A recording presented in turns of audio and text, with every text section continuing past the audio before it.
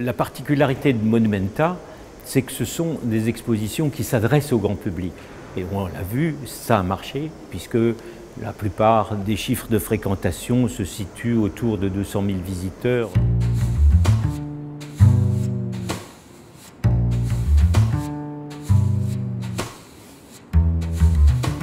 Il y a deux types d'artistes qui ont travaillé dans Monumenta. Il y a ceux qui ont fait des œuvres qui sont spectaculaires dès le premier coup d'œil, mais il y en a d'autres où tout ne s'offre pas au premier regard, où il faut vraiment rentrer dans l'œuvre, la pénétrer. Et là, c'est vraiment le cas avec les Kabakov, où effectivement, il faut faire tout un parcours.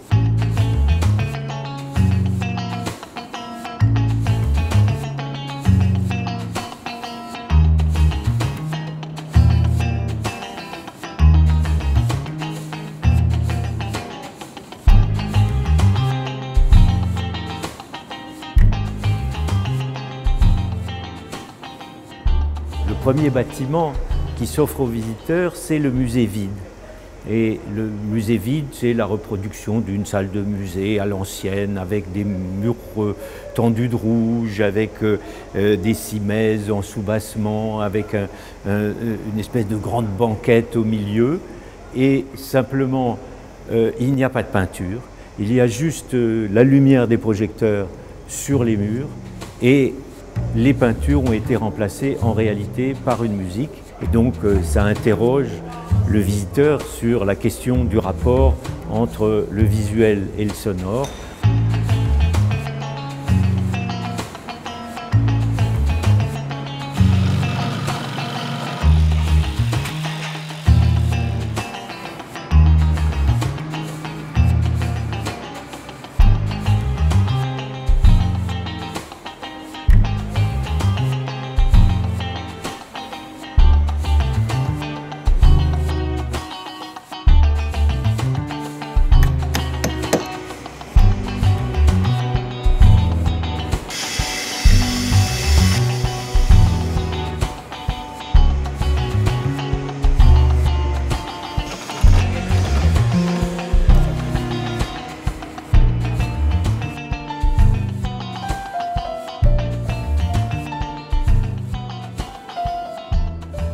Ensuite, on va dans un second bâtiment qui s'appelle Manas.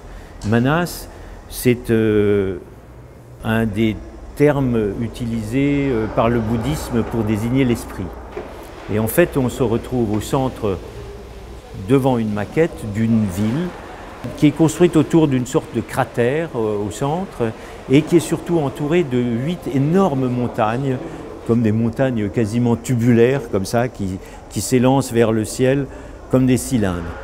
Et cette ville a son équivalent céleste qui est juste au-dessus d'elle et qui pend à l'envers vers elle du ciel.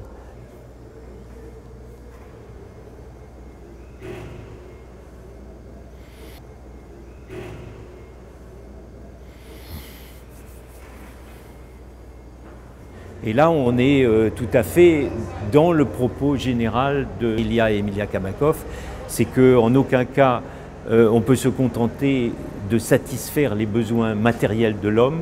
Il y a toujours, à un moment donné, une nécessité d'aller vers un au-delà et vers la recherche de quelque chose de spirituel. Et au fond, les 5 bâtiments que nous avons à l'intérieur de l'étrange cité, ces 5 bâtiments sont chacun une manière de répondre à cette question.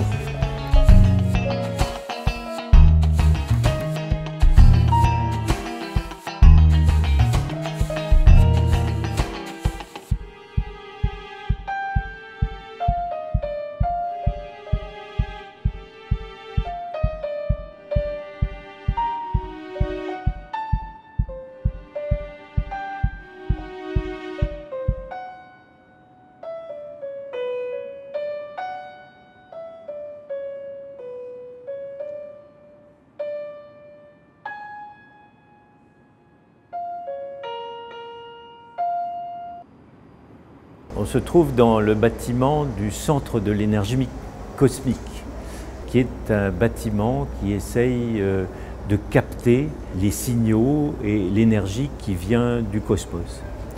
Alors, En fait, on voit avant tout des maquettes, puisque c'est un ensemble extrêmement important qu'imagine Ilya et Emilia Kabakov, qui pourrait être construit à un endroit très précis, parce qu'en fait, tout vient de fouilles archéologiques qui ont été faites dans cet endroit.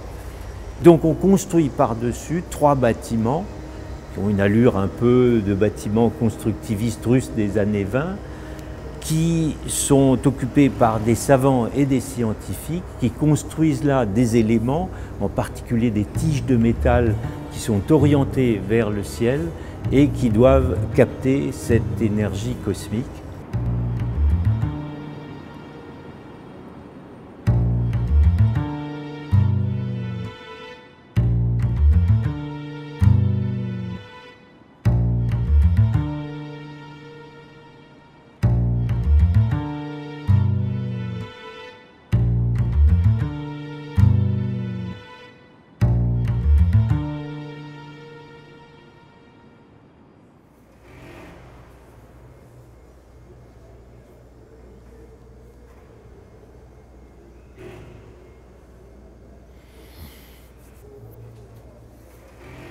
Le 4e bâtiment s'appelle « Comment rencontrer un ange ».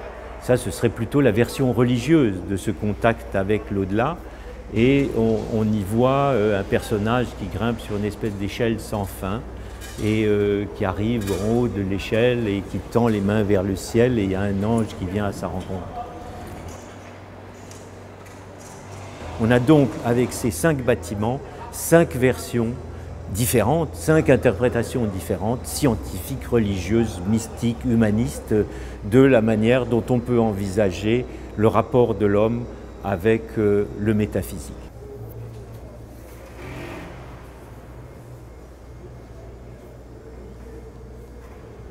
Alors on sort de l'étrange cité et on trouve 2 chapelles, comme les appellent les artistes, qui sont encore plus grandes que les bâtiments dans lesquels on était auparavant. Et il y a d'une part la chapelle blanche et d'autre part la chapelle sombre. La chapelle blanche est complètement couverte d'un quadrillage qui donne une espèce d'ordre orthogonal extrêmement précis à l'ensemble des murs de la chapelle. Et dans ce quadrillage blanc apparaissent un certain nombre d'images, donc un certain nombre de peintures rectangulaires, verticales, qui sont des peintures avec des sujets extrêmement banals du quotidien, des paysages. Et en fait, ce sont des souvenirs, ce qui reste dans la mémoire après un certain temps passé dans la vie. Et le blanc, c'est le vide, c'est l'amnésie, c'est l'oubli qui gagne de plus en plus sur ces images qui se rétrécissent, qui deviennent de moins en moins nombreuses.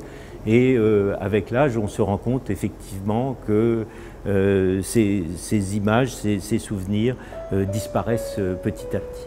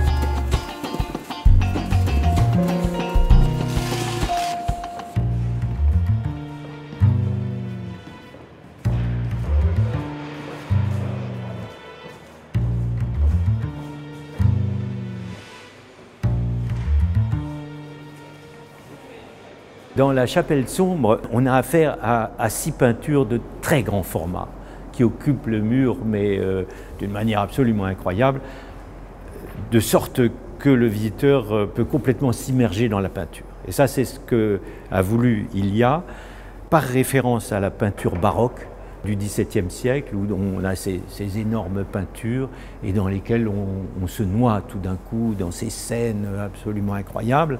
Et c'est pour lui la grande référence. Au centre, il y a d'ailleurs presque chaque fois justement une peinture qui est dans les noirs, dans des couleurs extrêmement foncées. Et puis il y a toutes sortes de scènes autour. Et là, on a à la fois affaire à quelque chose qui est en partie autobiographique et qui est tout à fait étonnant chez Kabakov, parce qu'on n'avait jamais vu ça auparavant.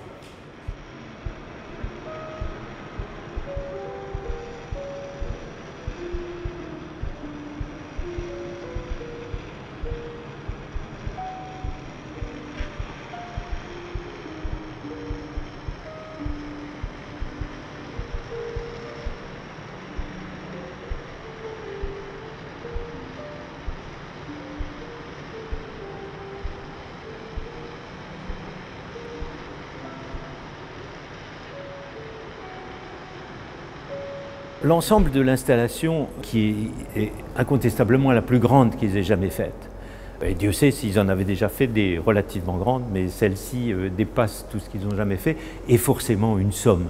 Une somme parce qu'on retrouve des thématiques qui les préoccupaient depuis très longtemps, comme comment rencontrer un ange, qui a fait l'objet d'installations spécifiques, ou le centre de l'énergie cosmique, qui n'est pas neuf, qu'ils ont déjà utilisé dans d'autres installations. Donc il y a vraiment la volonté là de faire une espèce de synthèse. Et voilà des artistes qui sont vraiment à la recherche d'un propos universel. Universel, entendons-nous bien entendu dans le cadre de la culture occidentale, mais qui cherchent à toucher les gens en leur parlant en réalité de la condition humaine, à travers des utopies, à travers l'imagination qu'ils peuvent avoir de situations complètement invraisemblables. Et il y a là une position qui est vraiment très belle, de certain idéalisme aussi, malgré toutes les difficultés que connaît l'humanité aujourd'hui.